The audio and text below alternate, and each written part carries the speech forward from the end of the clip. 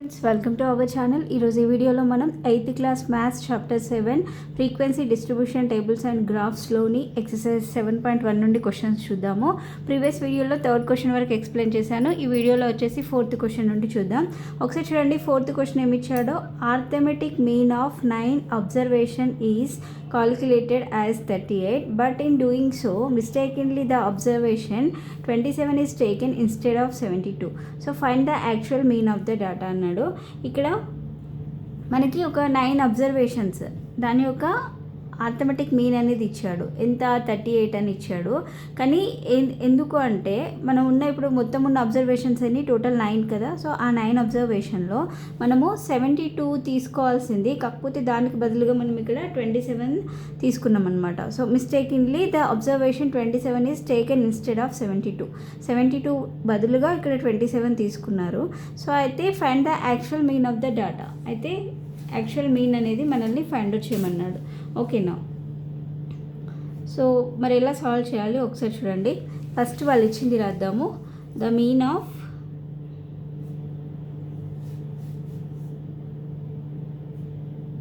Nine observations is equal to 38 అని ఇచ్చారు. Okay, so mean 38, sum of 9 observations. Sum of 9 observations అంటే ఈ 38 into 9. ఓకేనా? ఒక్కొక్క అబ్జర్వేషన్ మొత్తం ఇక్కడ 9 అబ్జర్వేషన్స్ ఉన్నాయి, దాని మీన్ 38. సో మరి సమ్ ఆఫ్ 9 అబ్జర్వేషన్స్ అంటే 38ని 9తో మల్టిప్లై చేయాలి. ఓకేనా? సో 38 ఇంటూ 9, 38 ఇంటూ 9 చేస్తే ఎంత వస్తుంది? 9 8 72, 7 9 3 27 ప్లస్ 7 అంటే 34, 342 వస్తుంది. ఓకే, సమ్ ఆఫ్ 9 అబ్జర్వేషన్స్ అయితే 34 వచ్చింది, అంటే 342 వచ్చింది. సో ఇక్కడ మనకి ఇచ్చింది ఏంటి? If the observation 27 is mistaken for 72, then correct observation is equal to 72 తీసుకోవాల్సింది, వాళ్ళు మిస్టేక్లో 27 తీసుకున్నారు. సో అంటే అప్పుడు మనం ఏం చేయాలి? కరెక్ట్ అబ్జర్వేషన్ తీసుకోవాలంటే ఈ 72లో నుండి 27ని మైనస్ చేయాలి. ఓకేనా? 72 మైనస్ 27. సో 72 మైనస్ 27 చేస్తే ఎంత వస్తుంది? 12 మైనస్ 7 అంటే 5, ఇక్కడ 6 ఉంటుంది, 6 మైనస్ 2 అంటే 4, అంటే 45 వచ్చింది.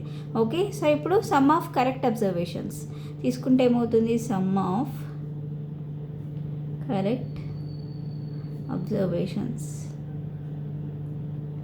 ఈజ్ ఈక్వల్ టు 342 ప్లస్ 45 చేయాలి. ఓకే, సో 342 ప్లస్ 45, 342 ప్లస్ 45 చేస్తే ఎంత వస్తుంది? 5 ప్లస్ 2 7, 4 ప్లస్ 4 8, 387 అనేది వచ్చింది. ఓకేనా? సో ఇప్పుడు యాక్చువల్ మీన్ కనుక్కోమన్నాడు కదా. సో అప్పుడు ఏమవుతుంది? ఫైండ్ ద యాక్చువల్ మీన్ అన్నాడు కాబట్టి correct mean is equal to, so ఇక్కడ ఉన్నటువంటి అబ్జర్వేషన్స్ ఇప్పుడు సమ్ ఆఫ్ కరెక్ట్ అబ్జర్వేషన్స్ 387 కదా. సో 387 బై టోటల్ అబ్జర్వేషన్స్ ఎన్ని? 9, 387 బై 9.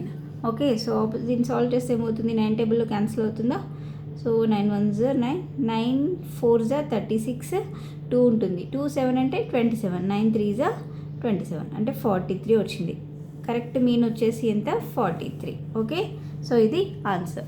సో నెక్స్ట్ క్వశ్చన్ చూడండి, 5th క్వశ్చన్.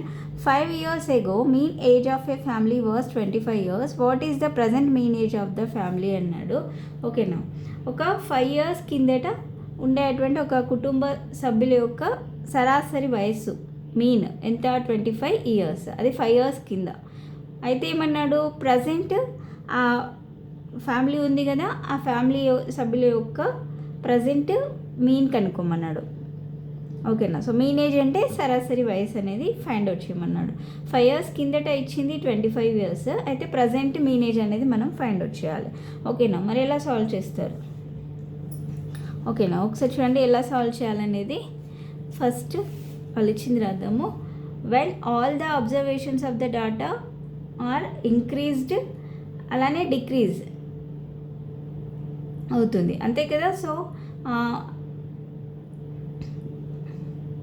మనము అక్కడ ఉన్నటువంటి అబ్జర్వేషన్స్లో ఒక నంబర్ని ఇంక్రీజ్ చేసినా లేకపోతే డిక్రీజ్ చేసినా కూడా దాని మీన్ కూడా ఏమవుతుంది, మనం ఏ విధంగానైతే ఇంక్రీజ్ డిక్రీజ్ చేసామో మీన్ కూడా అదే విధంగా చేంజ్ అవుతుంది. అయితే ఇంక్రీజ్ అన్న అవుతుంది లేకపోతే డిక్రీజ్ అన్న అవుతుంది, అంతే కదా. సో ఒకసారి ఇక్కడ రాద్దాం చూడండి. When all the observations of the data are increased or decreased by a certain number,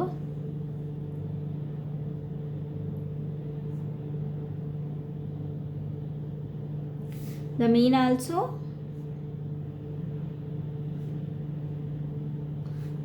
also increase or decreases by the same number.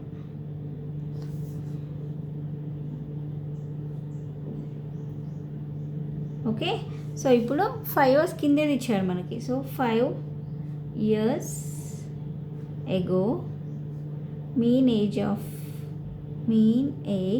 of a family is equal to ఎంత ఇచ్చారు, 25 years. Okay, so present mean age కనుక్కోవాలి. So 5 years కింద కాబట్టి 25 years, అంటే present అంటే 25కి 5 add చేస్తే సరిపోతుంది, అంతే కదా. 5 years కింద 25. సో ఇప్పుడు ప్రజెంట్ అంటే ఆ 5 యాడ్ చేస్తే సరిపోతుంది. So present mean age of family is equal to 25 plus 5 is equal to 30 years. Okay, so దీన్ని ఎలా సాల్వ్ చేస్తాం, సిన్స్ ఒకసారి రాయండి. x is equal to xi minus 5 by n is equal to 25. ఇది xi minus 5 by n అంటే ఇది వచ్చేసి mean, ఇది 5 years కింద. ఓకేనా, xi బై n అనేది మీన్, అది 5 years ఎగో అన్నాడు కాబట్టి -5 చేయాలి. దాని ఈజ్ ఈక్వల్ టు ఎంత, 25 ఇచ్చాడు. సో మరి ఇది 5 years కింద, మరి ఇప్పుడు అంటే ఎలా తీసుకుంటాము, sigma xi minus 5 by n, ఇది 5 years కింద ఇది. సో ఇప్పుడు అంటే +5 చేయాలి ప్రజెంట్ అంటే, అంతే కదా. అంటే అప్పుడు ఏమవుతుంది, ఇది 25 + 5 is equal to 30. Okay, so ఇది ఫార్ములా ప్రకారం చేస్తే ఇలా చేయొచ్చు, లేకపోతే డైరెక్ట్ చెప్పినా కూడా ఇలా చేయొచ్చు అనమాట. ఓకేనా, సో ఆన్సర్ వచ్చేసి ఎంత, 30 years. నెక్స్ట్ క్వశ్చన్ చూడండి. 2 years ago the mean age of 40 people was 11 years. Now a person left the group and the mean age has changed to 12 years. So find the age of the person who left the group అన్నాడు. ఒక 2 years కింద ఒక గ్రూప్లో ఎందరు ఉన్నారు, total 40 members ఉన్నారు కదా. So ఆ గ్రూప్లో వాటి యొక్క మీన్ ఏజ్ అనేది ఎంత అన్నాడు, 11 years అన్నాడు. సో అయితే ఆ గ్రూప్లో నుంచి ఒక పర్సన్ అనేవాడు ఇప్పుడు లెఫ్ట్ అయితే ఆ మీన్ ఏజ్ అనేది దేనికి చేంజ్ అయింది, 12 yearsకి చేంజ్ అయింది. అయితే ఏం కనుక్కోమన్నాడు, find the age of the person who left the group అన్నాడు. ఓకే, సో అంటే ఇప్పుడు ఆ గ్రూప్ నుండి ఎవరైతే లెఫ్ట్ అయ్యారో, వెళ్ళిపోయారో ఆ పర్సన్ యొక్క ఏజ్ అనేది మనల్ని ఫైండ్ అవుట్ చేయమన్నాడు.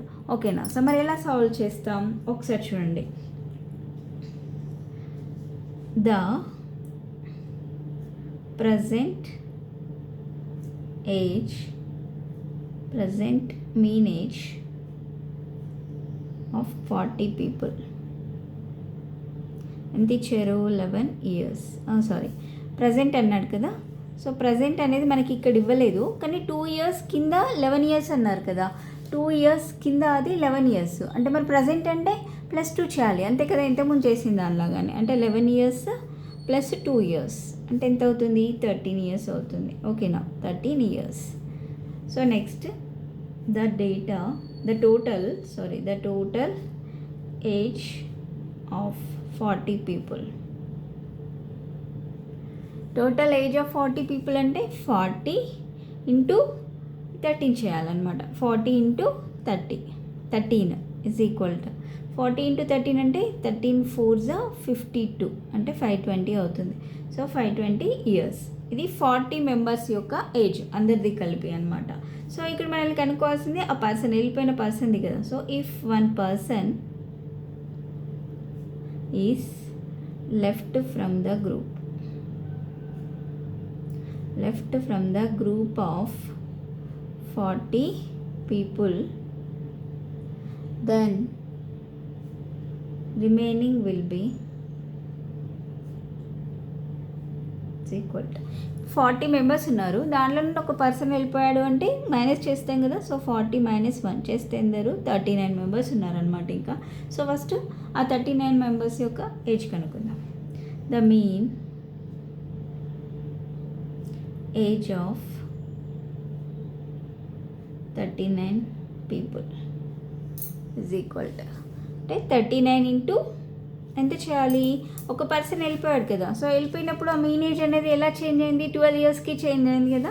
అంటే ఇప్పుడు మనం ఇంటూ 12 చేయాలి. ఓకే, సో 39 ఇంటూ 12, 39 ఇంటూ 12 చేస్తే ఎంత వస్తుంది, 39 into 12, 2 9s are 18, 1 2 3s are 6 plus 1 అంటే 7, next 1 9s are 9, 1 3s are 3.